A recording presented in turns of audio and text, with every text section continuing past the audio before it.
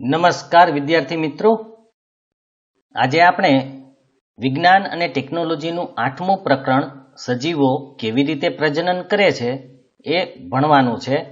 તો એનો અભ્યાસ કરતા પહેલા તમારી 5મી એકમ કસોટી આવવાની છે, જે 28 થી 2 સુધીની છે. 2 જાન્યુઆરી 28 ડિસેમ્બરથી 2 જાન્યુઆરીની વચ્ચે લેવાશે, જેની અંદર 10મા ધોરણમાં 2 વિષયો હશે, એક ગણિત અને બીજો સામાજિક વિજ્ઞાન. ગણિતની અંદર 3 પ્રકરણ છે તમારે, એમાં ચોથું દ્વિઘાત સમીકરણ, છઠ્ઠું ત્રિકોણ અને 10મું વર્તુળ.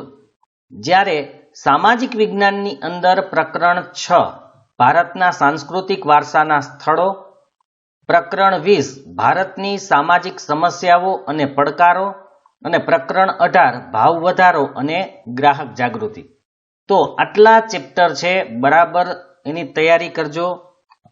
જો શક્ય હશે તો હું એના પ્રશ્ન જવાબ સાઇટ ઉપર મૂકી દઈશ, જેથી તમે એમાંથી લખી શકો.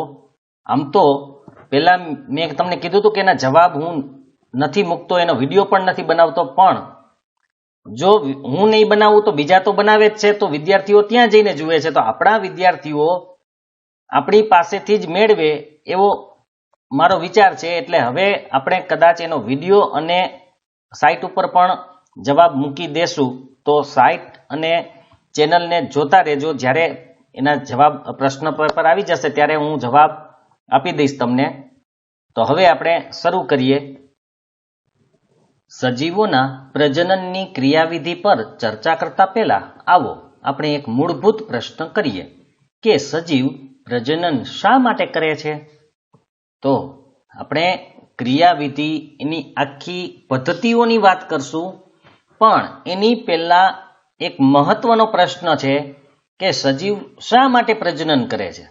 વાસ્તવમાં પોષણ, શ્વસન અથવા ઉત્સર્જન જેવી જરૂરી જૈવિક ક્રિયાઓની માફક કોઈ વયસ્ક પ્રાણી, વયસ્ક એટલે પુખ્ત સજીવને જીવિત રહેવા માટે પ્રજનનની ક્રિયા જરૂરી નથી.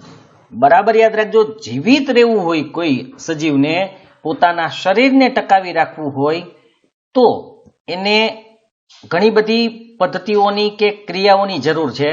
એમાં પોષણ ક્રિયા, શ્વસન ક્રિયા અને ઉત્સર્જન ક્રિયા આ અગત્યની ક્રિયાઓ છે. જો આ ક્રિયા કોઈ પ્રાણીની અંદર ન થાય તો એ મૃત્યુ પામે છે, પણ જો પ્રજનનની ક્રિયા ન થાય તો કોઈ સજીવ મૃત્યુ પામતું નથી. કહેવાનો મતલબ કે પુખ્ત વયનું પ્રાણી હોય, એને પોતાને જીવિત રહેવા માટે, પોતાના શરીરને ટકાવી રાખવા માટે, પોતાના અસ્તિત્વને તો ન કહી શકીએ પણ પોતાની જાતને ટકાવી રાખવા માટે પ્રજનનની ક્રિયા કરવી જરૂરી નથી. કદાચ એ પ્રજનનની ક્રિયા ન કરે તો મૃત્યુ ન પામે, તો પણ એ જીવિત રહી શકે છે. બીજું કે સજીવને સંતતિનું નિર્માણ કરવા માટે વધુ ઉર્જા વ્યય કરવી પડે છે. સંતતિનું મતલબ કે એના બચ્ચાઓનું નિર્માણ કરવા માટે, એના સંતાનોનું નિર્માણ કરવા માટે વધુ ઉર્જા બગાડવી પડે છે, એનો વ્યય કરવો પડે છે. તો પછી તે ક્રિયામાં પોતાની ઉર્જાને નકામી શા માટે ગુમાવે? જો એને વધારે ઉર્જા બગાડવી પડતી હોય તો શા માટે ખોટી ઉર્જા બગાડે છે? જે ક્રિયા તેને જીવિત રાખવા માટે જરૂરી નથી, જે ક્રિયા એના અસ્તિત્વને કે એને પોતાને ટકાવવા માટે જરૂરી નથી, તો એવી ક્રિયા પાછળ ઉર્જા શા માટે બગાડે છે? તો આ બધા પ્રશ્નોનો જવાબ શોધવો એ આ પ્રકરણમાં અત્યંત રસપ્રદ રહેશે. તો આપણે એ બધાના જવાબની વાત કરી લઈએ. આ પ્રશ્નનો જવાબ જે પણ હોય, પરંતુ તે સ્પષ્ટ છે કે આપણને વિવિધ સજીવ એટલા માટે દ્રષ્ટિગોચર થાય છે. દ્રષ્ટિગોચર થવું એટલે નજરે પડવું અથવા દેખાવું.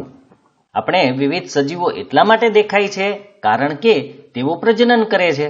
હવે આપણે એ પ્રશ્નનો જવાબ પણ મેળવી લઈએ કે શા માટે પ્રજનન કરે છે? કારણ કે પોતાની જાતનું, આખી જાતિનું અસ્તિત્વ ટકાવી રાખવા માટે, પોતાને એકલાનું નહીં. કારણ કે જો કોઈ સજીવ એના બચ્ચાઓને, એના સંતાનોને જન્મ આપશે તો એના પછીની પેઢી તૈયાર થશે, એ પ્રજનન કરી એના પછીની, આમ આખી જાતિનું અસ્તિત્વ ટકી રહે, પૃથ્વી ઉપર સજીવોનું અસ્તિત્વ ટકી રહે, એટલા માટે તેઓ પ્રજનન કરે છે. એટલે કે પેઢી દર પેઢી જળવાઈ રહે. જો કોઈ એક પેઢી પ્રજનન કરવાનું બંધ કરી દેશે તો આગળની પેઢીના સજીવો કેવી રીતે આવશે? તો એ સજીવોનું અસ્તિત્વ જોખમમાં આવશે, એ જાતિ નષ્ટ થઈ જશે. એટલા માટે પ્રજનન જરૂરી છે. તો આપણે જે સજીવો જોઈએ છીએ એ દેખાય છે આપણને, એનું કારણ પ્રજનન છે. જો તે સજીવ એકલો હોય અને કોઈ પણ પ્રજનન દ્વારા પોતાના જેવા જ સજીવની ઉત્પત્તિ ન કરી શકે તો આપણને તેના અસ્તિત્વની પણ ખબર ન પડે. બરાબર યાદ રાખજો, જો કોઈ સજીવ એકલો હોય અને કોઈ પણ પ્રજનન, આપણે ખબર છે આગળ હજુ આવશે કે પ્રજનનના બે પ્રકાર છે, અલિંગી અને લિંગી. અલિંગીમાં એકલો સજીવ પણ પ્રજનન કરી શકે છે, જ્યારે લિંગીમાં બે સજીવોની જરૂર પડે છે પ્રજનન કરવા માટે. તો એકલો સજીવ હોય અને કોઈ પણ પ્રકારે એ પ્રજનન કરે અને જો સજીવ ઉત્પન્ન કરે તો એનું અસ્તિત્વ ટકે. પણ જો એ સજીવ પોતાના જેવો જ સજીવ ઉત્પન્ન ન કરી શકે તો આપણને તેના અસ્તિત્વની ખબર ન પડે. કારણ કે માનો કે કોઈ એક, અત્યારે આપણે ગાય કે ભેંસ જોઈએ છીએ, શા માટે આપણને દેખાય છે? કારણ કે પેઢી દર પેઢી એ પ્રજનન કરે છે. જો એ પ્રજનન ન કરતા હોત તો અત્યારે ગાય હોત ન હોત. કારણ કે એક કે શરૂઆતમાં એક પેઢી હતી માની લો ગાયની, પણ પછી પ્રજનન ન કરે તો બીજી પેઢી કે ત્રીજી પેઢી કે અત્યાર સુધી જે ગાયો આપણે જોઈએ છીએ તે જોવા ન મળે. આવી રીતે દરેક સજીવની વાત છે. કોઈ જાતિમાં મળી આવતા સજીવોની વિશાળ સંખ્યા જ આપણને તેમના અસ્તિત્વની જાણકારી આપે છે.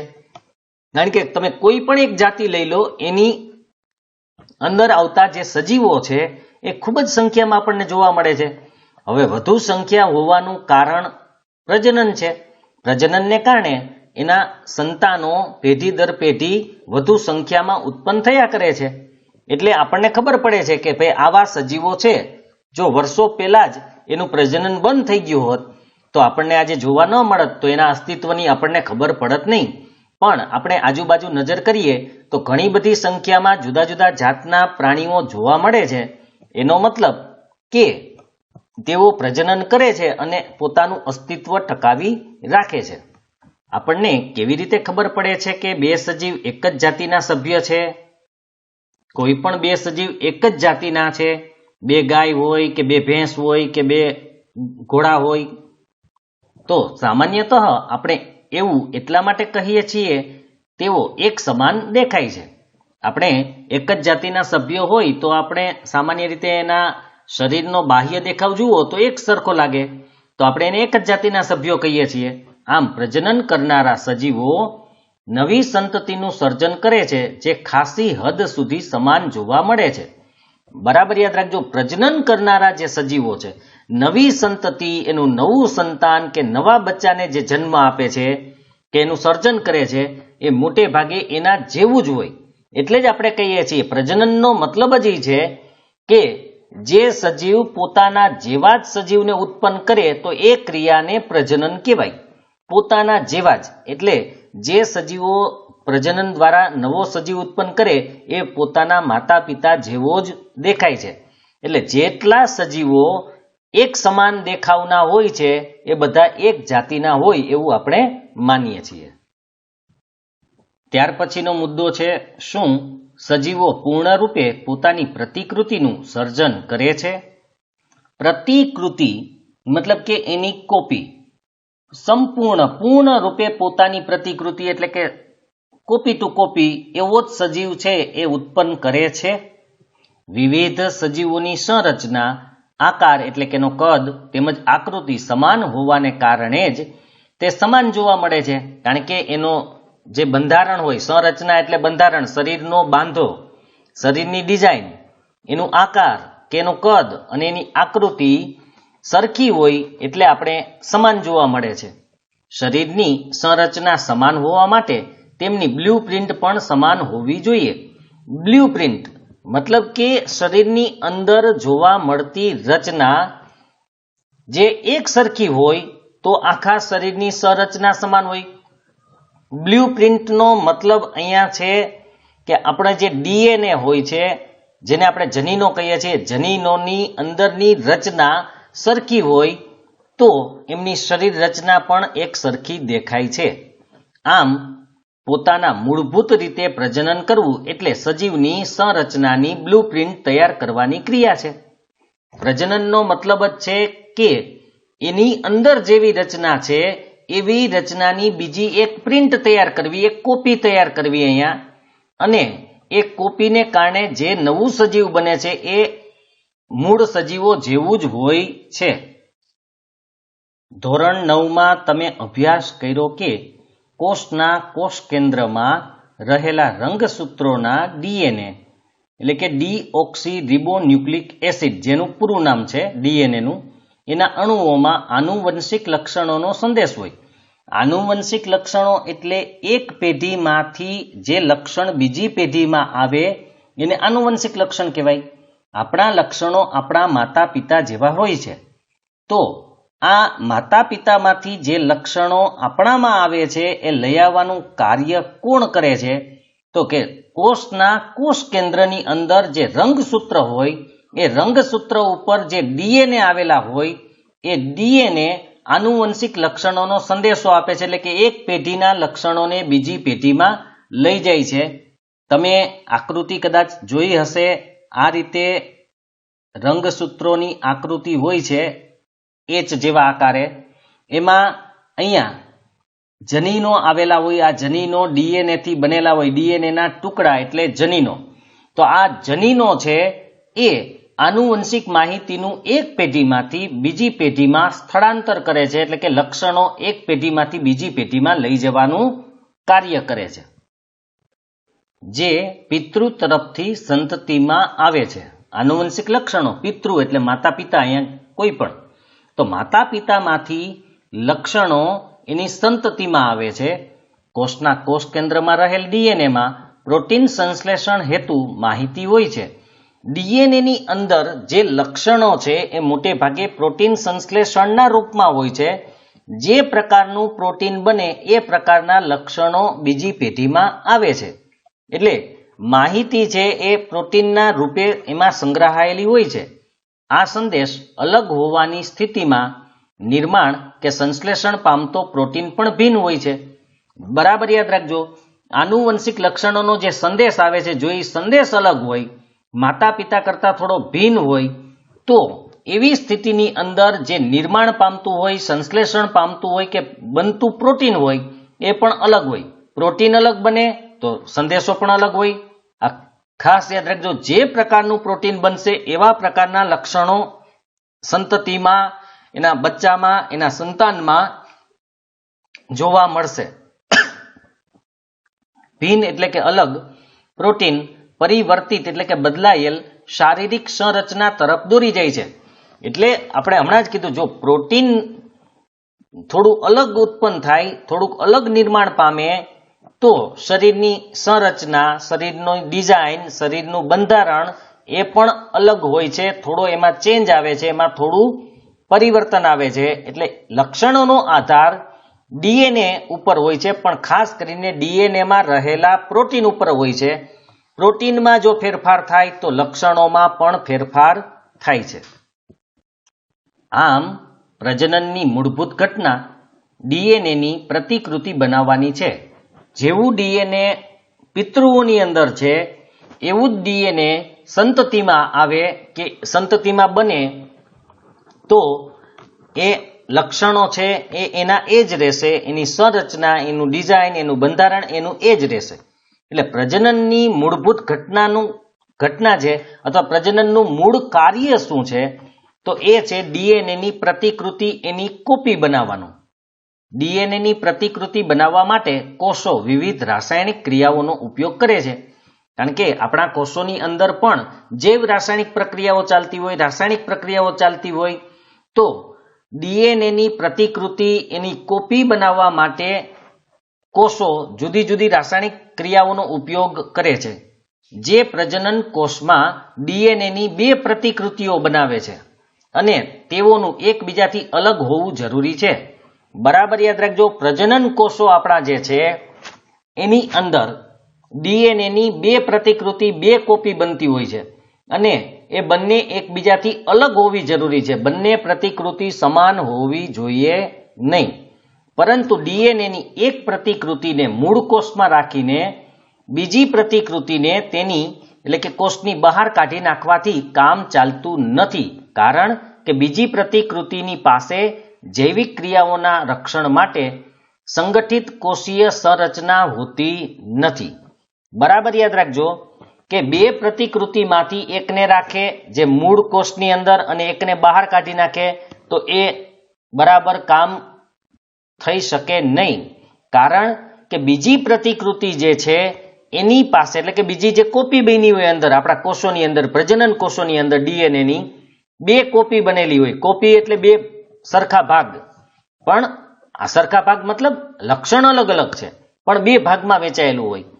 એમાં જો બીજી પ્રતિકૃતિને બીજી કોપીને કોષની બહાર કાઢી નાખે તો જૈવિક ક્રિયાઓના રક્ષણ માટે જે કોષીય સંરચના હોવી જોઈએ સંગઠિત મતલબ કે બધા કોષો જોડાઈને આખી જે રચના બનાવે છે જે ક્રિયા કરે છે એ થઈ શકતી નથી. જેથી ડીએનએની પ્રતિકૃતિ બનાવવાની સાથે સાથે બીજી કોષીય સંરચનાઓનું સર્જન પણ થાય છે.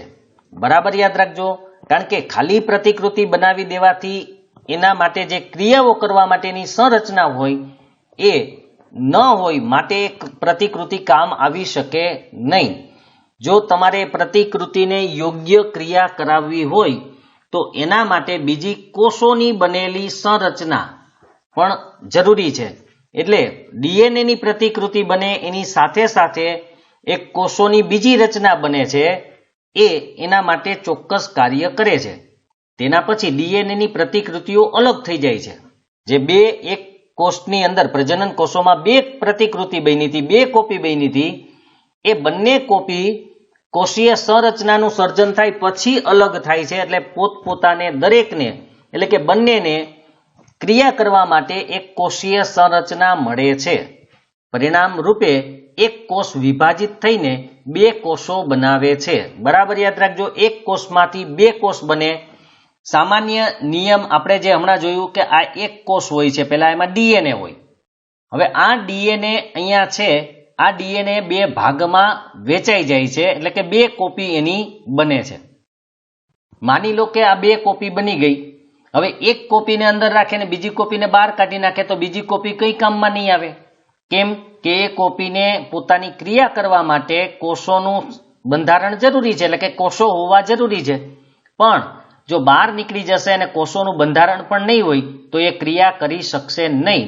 માટે શું થાય છે કે દરેક જે બે પ્રતિકૃતિ એટલે કે દરેક પ્રતિકૃતિને પોતાની એક અલગ કોષીય રચના મતલબ કે માનો કે કોષોની અંદર કણાભસૂત્ર હોય, ગોલ્ગીકાય હોય, રિબોઝોમ્સ હોય, લાઇસોઝોમ હોય, અંતઃકોષરસ ઝાડ હોય, તો આ બધાનું ડબલ થઈ જાય અને ધીરે ધીરે આ જે કોષ છે અહીંથી ખાંચ ઉત્પન્ન થઈ આગળ વધતો જાય. આ ખાંચ અહીંથી આમ આગળ વધતી જાય અને અહીંથી બે કોષો એક આ બની જાય અને એક આ બની જાય. અને બંનેને જે કોષીય સંરચના એટલે કે કોષોની રચના મતલબ કે કોષની અંગિકાઓ સરખા ભાગે મળી જાય, જેથી બંને પ્રતિકૃતિ જીવી શકે એટલે કે પોતાનું કાર્ય કરી શકે. તો ખાસ યાદ રાખજો, પ્રજનન કોષોમાં સૌથી પહેલા જે ડીએનએ છે એની બે કોપી બને છે. પછી એ કોપીને કાર્યશીલ કરવા માટે કાર્યરત રાખવા માટે કોષોના બે ભાગ બની જાય છે અને એક કોષના બે ભાગ પડી અને પોતપોતાનું કાર્ય કરે છે. હવે પ્રશ્ન આપણને એ થાય કે આ બે કોષો એક સમાન છે, પરંતુ શું તેઓ સંપૂર્ણ રીતે સમરૂપ છે? સમરૂપ એટલે કે બધી બાબતો એક સરખી જ હોય. આપણે જોયું કે એક પ્રજનન કોષમાંથી બે પ્રજનન કોષો બને છે, તો શું બંને પ્રજનન કોષો સંપૂર્ણ રીતે એક સરખા જ હોય? તો આ પ્રશ્નનો જવાબ એ વાત પર નિર્ભર કરે છે કે પ્રતિકૃતિની પ્રક્રિયાઓ કેટલી ચોકસાઈથી સંપાદિત થાય છે. એટલે કે જ્યારે પ્રતિકૃતિ બને છે અને પ્રતિકૃતિ બનવા માટેની જે પ્રક્રિયાઓ છે એ કેટલી ચોકસાઈ એમાં હોય છે, એટલે કે ભૂલ રહિત, એમાં કોઈ ભૂલ કેટલી ઓછી થાય છે એના ઉપર આધારિત છે. જો એકદમ ચોકસાઈપૂર્વક કરવામાં આવે તો એ સમરૂપ હોઈ શકે. બરાબર યાદ રાખજો, હોઈ શકે, હોય જ એવું નથી કહેતા આપણે, કોઈ પણ જૈવ રાસાયણિક પ્રક્રિયા સંપૂર્ણપણે વિશ્વસનીય હોતી નથી. એટલે એનો મતલબ કે કોઈ પણ આપણે જૈવ રાસાયણિક એટલે કે સજીવોની અંદર જે રાસાયણિક પ્રક્રિયાઓ થતી હોય, આપણે જોયું હતું કે ડીએનએ માટે પણ અમુક રાસાયણિક પ્રક્રિયાઓ થતી હોય છે પ્રતિકૃતિ બનાવવા માટે. તો કોઈ પણ જૈવ રાસાયણિક પ્રક્રિયા સંપૂર્ણપણે વિશ્વસનીય નથી, મતલબ કે ચોક્કસ 100% એમાં ચોકસાઈ હોય એવું જરૂરી નથી. તો પૂરેપૂરી કોપી એક સરખી જ હોય કે એક સરખી જ બને એ પણ જરૂરી નથી. આમ આ અપેક્ષિત છે કે ડીએનએ પ્રતિકૃતિની પ્રક્રિયામાં કેટલીક ભિન્નતા હોઈ શકે છે. જ્યારે પ્રતિકૃતિ બને ત્યારે એમાં થોડીક અલગતાપણું હોઈ શકે. મૂળ કોષમાંથી બનેલું છે, મૂળ કોષમાં જે ડીએનએ છે એના કરતાં એની કોપીમાં થોડું ભિન્નતા, થોડું અલગપણું હોઈ શકે છે. પરિણામ રૂપે નિર્માણ પામનારા ડીએનએની પ્રતિકૃતિઓ એક સમાન તો હશે, એટલે કે જે બે ડીએનએ બનેલા છે, બે કોપી બનેલી છે એ એક સમાન હશે, પરંતુ મૂળ ડીએનએને સમરૂપ ન હોય. કારણ કે બંને કોપી એક સરખી હશે, પણ એ કોપી જે ડીએનએ એટલે કે મૂળ કોષમાંથી બનેલા છે એ કોષના ડીએનએ સાથે સમરૂપ ન હોય, મતલબ કે એના જેવા તો નહીં જ હોય. હોઈ શકે છે કે કેટલીક ભિન્નતાઓ એટલી ઝડપી અને તીવ્ર હોય કે ડીએનએની નવી પ્રતિકૃતિ પોતાના કોષીય સંગઠનની સાથે સમયોજિત થઈ શકે નહીં. હવે આના માટે એક ઉદાહરણ આપું કે આપણે એક ઘરની અંદર રહીએ છીએ. હવે એને બે બાળકો મોટા થઈ ગયા, હવે બંનેને અલગ રહેવા જવાનું છે. તો આપણે જે ઘરમાં રહેતા હતા એ ઘર કરતા તદ્દન ઉલટું એક ઘર બનાવ્યું, સાવ અલગ છે. તો એની અંદર એ છોકરાને રહેવાનું પહેલા ફાવશે નહીં, કારણ કે એને અત્યાર સુધી જે ઘરમાં રહેલો છે એની ટેવ હોય. પણ નવા ઘરમાં જશે તો એને થોડું અગવડ ભર્યું લાગશે, સીધું ફાવી નહીં જાય. એવી જ વસ્તુ અહીંયા છે, કારણ કે ભિન્નતા થાય, જુદાપણું થાય, અલગપણું થાય કોષ ડીએનએની પ્રતિકૃતિમાં. હવે પ્રતિકૃતિમાં ચેન્જ આવી ગયો, ફેરફાર આવી ગયો, એકદમ ભિન્ન થઈ ગયું. તો કોષીય સંગઠન હતું એટલે કે કોષોની જે રચના હતી એ તો પેલા જેવી જ હતી, કારણ કે એમાં કણાભસૂત્ર બધું એક સરખું હતું. માટે પહેલા મૂળ કોષનું ડીએનએ એના કોષની સંરચના સાથે મેચ થઈ ગયું હતું, મતલબ કે એની સાથે એનો મેળ ખાઈ ગયો હતો. પણ ડીએનએની પ્રતિકૃતિ બદલાઈ ગઈ, કોષની રચના તો એવી જ છે. તો એ ડીએનએની પ્રતિકૃતિને જે કોષની સંરચના છે એની સાથે મેળ ખાશે નહીં. બરાબર યાદ રાખજો, કારણ કે નવી ડીએનએની પ્રતિકૃતિ બદલાઈ ગઈ છે, એમાં ભિન્નતા ઉત્પન્ન થઈ ગઈ છે. માટે જે એની કોષીય સંરચના છે, એનું કોષોનું આખું બંધારણ છે, એની સાથે એનો મેળ નહીં ખાય. આ પ્રકારની સંતતિ કે બાળકોષ મૃત્યુ પામે છે અથવા તો નાશ પામે છે. બરાબર યાદ રાખજો, જે ડીએનએ એના કોષોની રચના સાથે મેળ બેસાડી ન શકે એમાંથી જે સંતતિ કે બાળકોષ ઉત્પન્ન થાય તે નાશ પામે છે અથવા તો મૃત્યુ પામે છે. કારણ કે કોષોની રચનાઓને કારણે તો એનો વિકાસ થાય, પણ કોષોની રચના સાથે એ યોગ્ય ક્રિયા કરી શકતો નથી, તેથી એનો વિકાસ થઈ શકતો નથી અને એનો નાશ થાય છે. બીજી તરફ ડીએનએ પ્રતિકૃતિની અનેક વિભિન્નતાઓ એટલી બધી ઝડપી હોતી નથી. આમ બાળકોષો સમાન હોવા છતાં કોઈને કોઈ સ્વરૂપમાં એકબીજાથી ભિન્ન હોય. પહેલામાં આપણે શું કીધું હતું કે ભિન્નતાઓ ખૂબ જ ઝડપી હોય, મતલબ કે સતત એમાં ભિન્નતા ઉત્પન્ન થતી જાય. ભિન્નતાનો મતલબ છે અલગપણું. તો એમાં સતત અલગપણું વધતું જ જતું હોય, અલગ બનતું જ જતું હોય. તો એ બાળકોષ મૃત્યુ પામે છે. પણ બીજી તરફ કોઈ ડીએનએની પ્રતિકૃતિ એવી છે કે એમાં ભિન્નતાઓ છે, ઘણી બધી ભિન્નતાઓ છે, પણ એ ઝડપથી વધતી નથી, ધીમે ધીમે વધે છે. તો એ સંતાન કે એ બાળકોષ છે એ જીવિત રહી શકશે. આમ જે બાળકોષો છે એ તમને સમાન દેખાશે કે સમાન લાગવા છતાં કોઈને કોઈ સ્વરૂપમાં એકબીજાથી ભિન્ન તો હોય જ છે. આપણે જે જોડવા કહીએ ને એ પણ તમને ઘણીવાર એવું લાગતું હોય કે બે કોઈ છોકરાઓ કે છોકરીઓ જોડવા હોય તો આપણે એને ઓળખી ન શકતા હોય, પણ તેમ છતાં એની અંદર કોઈક ને કોઈક તો ભિન્નતા હોય જ કે જે સૂક્ષ્મ સ્તરે હોય. કદાચ બુદ્ધિની દ્રષ્ટિએ પણ હોઈ શકે, કારણ કે બંનેને સરખા માર્ક આવે કે નહીં એ પણ જોવાનું છે. યાદશક્તિ છે, એના શરીરની અમુક રચના પણ, બાહ્ય દેખાવ પણ કદાચ ભિન્ન હોય, પણ આપણે એક સરખું ધ્યાનથી જોયું ન હોય એટલે એના માતા પિતા તો એને ઓળખી જ જતા હોય છે. તો એમાં ભિન્નતા તો હોય જ. એટલે આપણે કહેવાનો મતલબ છે કે બાળકોષો ભલે સમાન દેખાતા હોય, અહીંયા જોડવાની વાત નથી, આ તો ખાલી તમને એક ઉદાહરણ આપ્યું, પણ બાળકોષો સમાન હોવા છતાં કોઈને કોઈ સ્વરૂપમાં એ ભિન્ન તો હોય જ. એટલે તમે એક જ માતા પિતાના બે બાળકો હોય, ભાઈ બહેન હોય, બે ભાઈ હોય, બે બહેન હોય, તો પણ એકબીજાથી એ અલગ જ દેખાતા હોય છે. પ્રજનનમાં થનારી આ ભિન્નતાઓ જૈવ વિકાસ ઉદ્વિકાસનો આધાર છે. આ ભિન્નતાને કારણે તો ઉદ્વિકાસ થયેલો છે. ઉદ્વિકાસ એટલે કે સતત નવી નવી જાતિઓ વિકસવી. આપણી પૃથ્વી જ્યારે ઉત્પન્ન થઈ હશે ત્યારે આટલી બધી જાતિઓ નહોતી. ત્યારે તો એવું કહેવાય છે કે સૂક્ષ્મ જીવો હતા અને લીલ કે શેવાળ ને એ હતા. એનો વિકાસ થઈને છેવટે આટલી ભિન્નતા ઉત્પન્ન થઈ છે. તો આ ભિન્નતાઓને કારણે ઉદ્વિકાસ થયો. થોડું થોડું થોડું ચેન્જ આવતો ગયો, છેવટે એક નવી જ આખી જાતિ ઉત્પન્ન થઈ જાય છે. આ યાદ રાખજો, દરેક સજીવમાં ચેન્જ આવતો જ હોય. ધીમે ધીમે આ ફેરફાર આવતો ગયો, એમાં અલગપણું આવતું ગયું અને નવી જાતિઓ ઉત્પન્ન થતી ગઈ, જેને ઉદ્વિકાસ કહેવાય છે. એવું કહેવાય છે કે ઘોડો છે પેલા કૂતરા જેવડો હતો, પણ ઉદ્વિકાસને કારણે ધીમે ધીમે ધીમે એની સાઈઝ વધતી ગઈ અને આજે જે સાઈઝનો છે એ સાઈઝનો બન્યો. તો આવી રીતે પેલા સૂક્ષ્મ જીવો હતા એમાં થોડો થોડો વિકાસ થતો ગયો અને આજે આપણે જે જોઈએ છીએ એ બધા સજીવો ઉદ્વિકાસનું પરિણામ છે. એમ કહી શકીએ આપણે, જેને ઉત્ક્રાંતિ પણ કહી શકાય. ઉત્ક્રાંતિ અથવા ઉદ્વિકાસ. તો જો પહેલેથી દરેક સજીવ નવા સજીવને જન્મ આપે સેમ ટુ સેમ એવું જ હોત તો આજે નવી જાતિઓ જોવા ન મળત, એકને એક જ જાતિ ચાલી આવતી હોત, કારણ કે દરેક એના જેવું જ હોત.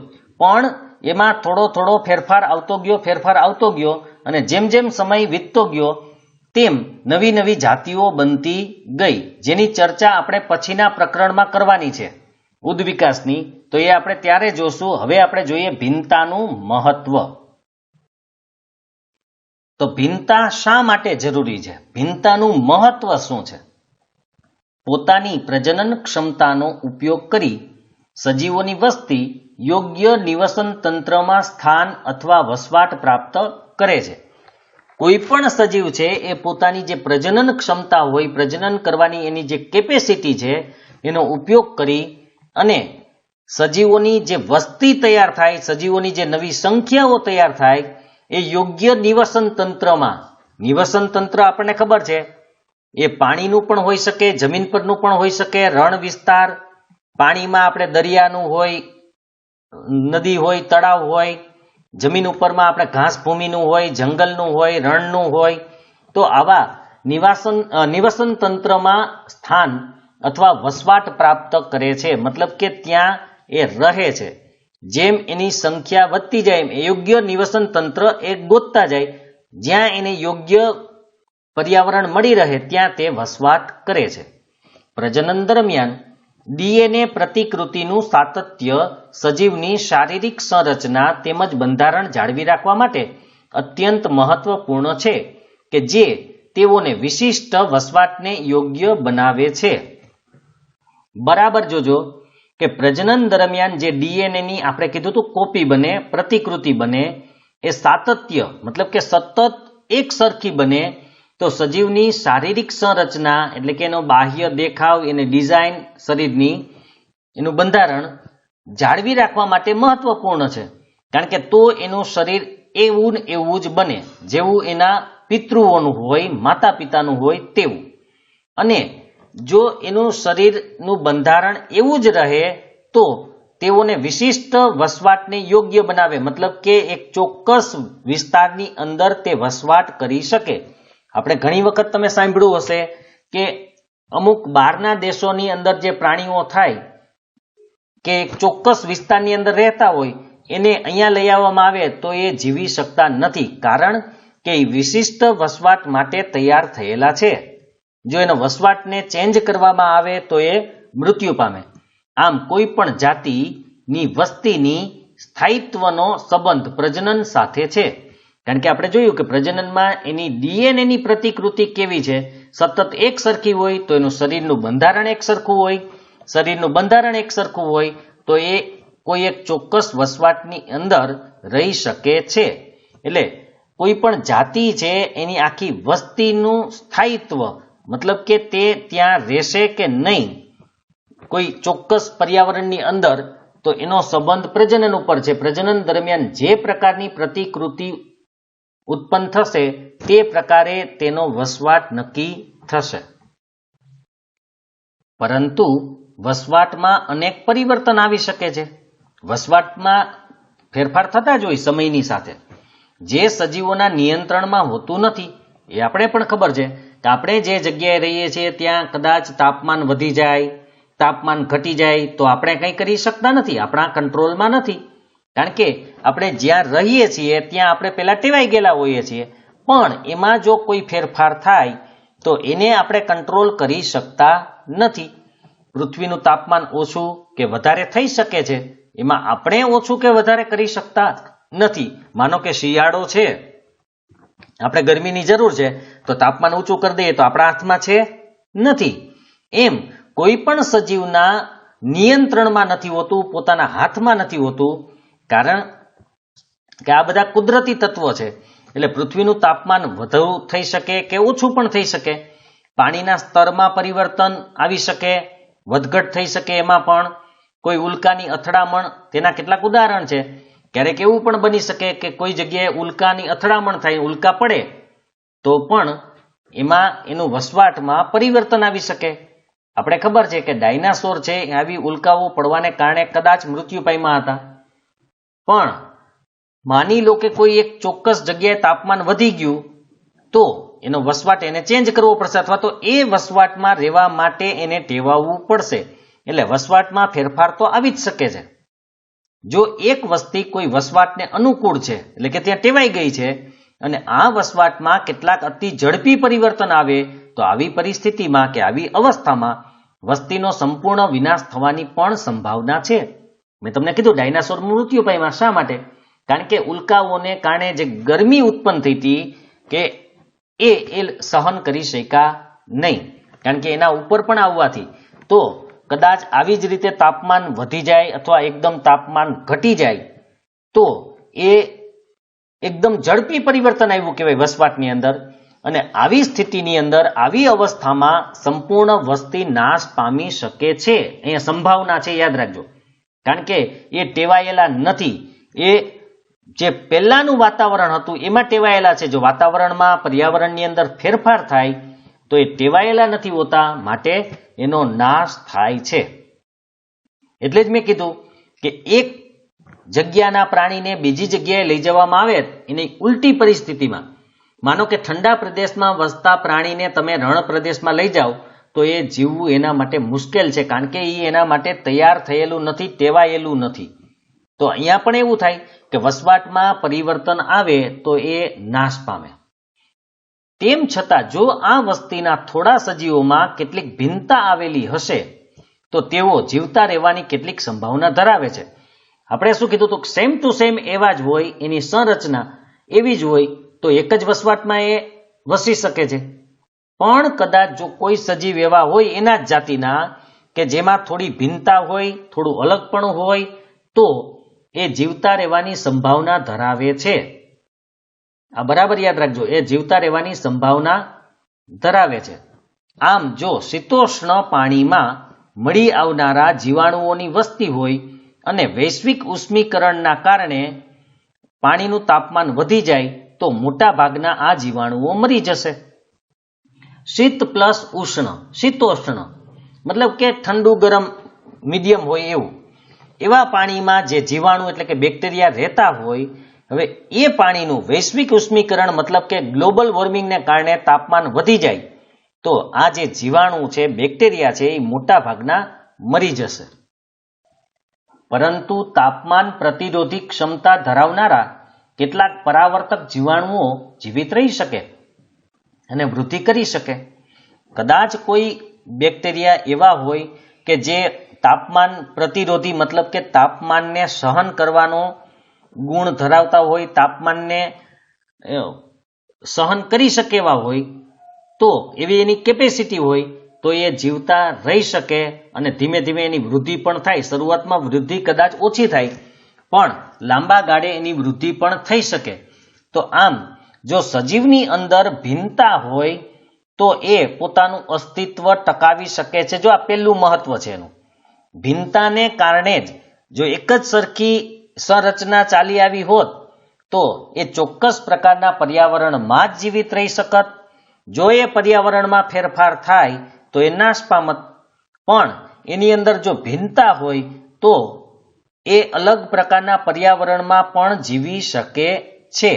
આમ ભિન્નતાઓ જાતિની જીવિતતા માટે ઉપયોગી છે, કારણ કે જાતિને ટકાવી રાખે છે ભિન્નતાને કારણે. નહીતર તો આખી જાતિ નાશ પામે. મેં કીધું એમ એક સરખી જ સંરચના હોત ને એના વસવાટમાં ફેરફાર આવત તો એ આખી જાતિ નાશ પામત. પણ જે સજીવો ભિન્ન છે, અલગ છે, એ વસવાટમાં ફેરફાર આવવા છતાં પણ નાશ પામતા નથી, કારણ કે એ ધીમે ધીમે એ વસવાટને અનુકૂળ થઈ જાય છે. શા માટે? તો કે એની અંદર ભિન્નતા છે માટે. હવે આપણે પ્રશ્નના જવાબ જોવાના છે આમાં આવતા. એમાં પહેલો પ્રશ્ન છે કે ડીએનએ પ્રતિકૃતિનું પ્રજનનમાં શું મહત્વ છે?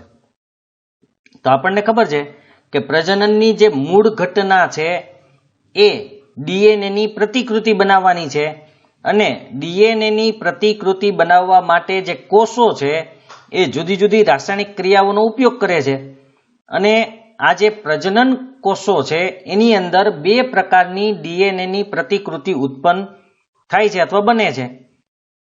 અને પ્રજનન દરમિયાન આ જે ડીએનએની પ્રતિકૃતિ હોય એના માટે જે કોષો છે એ કોષોની સંરચના ઉત્પન્ન થાય છે. એના માટે ખૂબ જ મહત્વપૂર્ણ છે. અને આ પ્રતિકૃતિને કારણે એ કોષોની સંરચનાનો ઉપયોગ કરી અને કોઈ ચોક્કસ સ્થાનમાં રહેવા માટે એ યોગ્ય બને છે. બીજો પ્રશ્ન, સજીવોમાં ભિન્નતા જાતિઓ માટે તો લાભદાયક છે પરંતુ વ્યક્તિગત રીતે આવશ્યક નથી. કેમ? કારણ કે આપણે ખબર છે કે ભિન્નતાને કારણે જાતિનું અસ્તિત્વ ટકી શકે છે, પરંતુ એમાંથી અમુક જે સજીવો છે એ નાશ પામે છે. કારણ કે આપણે જોયું તો આગળ કે પર્યાવરણમાં કોઈ પણ પ્રકારનો ફેરફાર થાય તો અમુક સજીવો મૃત્યુ પામશે, પણ જે સજીવોમાં ભિન્નતા હશે તે સજીવો ટકી શકશે અને એને કારણે એની જાતિનું અસ્તિત્વ પણ ટકી શકશે. માટે જાતિ માટે લાભદાયક છે પણ વ્યક્તિગત રીતે કોઈ આવશ્યકતા નથી.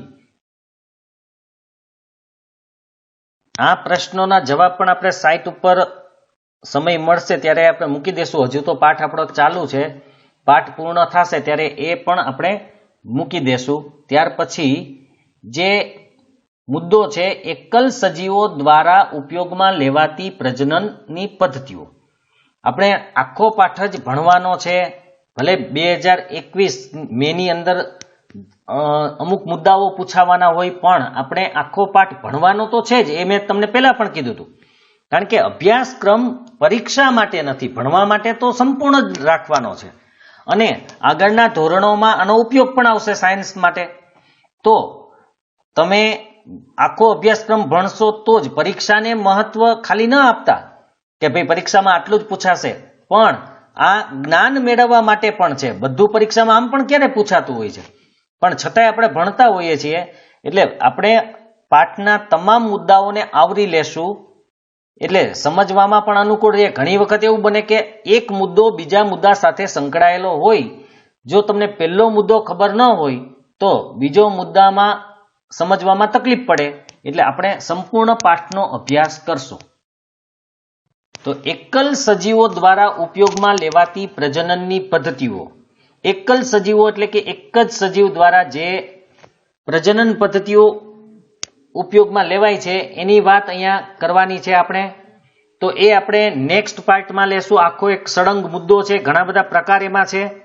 માટે આપણે નેક્સ્ટ પાર્ટની અંદર તેનો અભ્યાસ કરશું.